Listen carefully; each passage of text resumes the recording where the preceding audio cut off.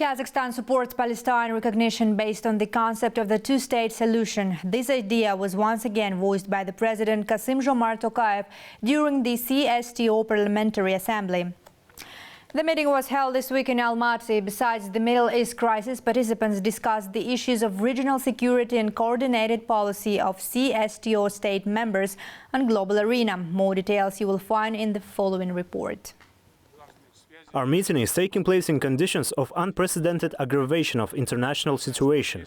With these words, President Tokayev began the CSTO Parliamentary Assembly in Almaty. Addressing the speakers of the participating countries, the head of state emphasized that the global conflict threat has reached an extremely dangerous level. The Middle East crisis is of particular concern. Here, Kazakhstan's position remains unchanged. The president again underlined that the only way to establish peace is to adopt two-state solution principle, which means creation of a Palestinian state with its capital in East Jerusalem.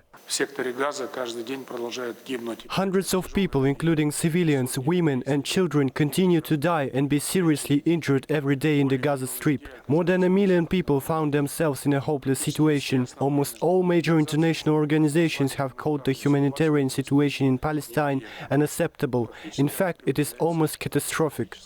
The participants of the CSTO Assembly also paid special attention to Afghanistan. President Tokayev explained that the decision to remove the Taliban from the list of terrorists was made so that countries in the region could maintain trade ties with Afghanistan.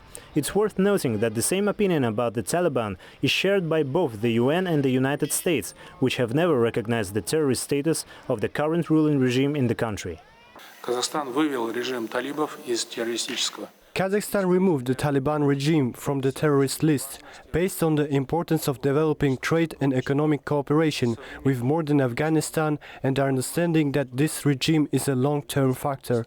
I suggest to support Kazakhstan's initiative to create a UN regional center for sustainable development goals for Central Asia and Afghanistan in Almaty.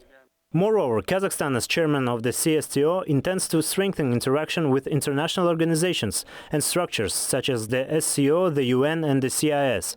Particular emphasis is placed on economic cooperation. The head of state mentioned that in 2023, Kazakhstan attracted more than $23 billion of foreign investment.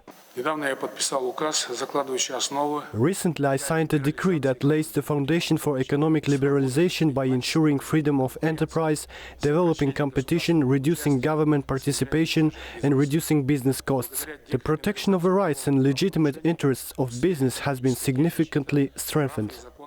At the end of the meeting, the head of state announced the several CSTO military exercises.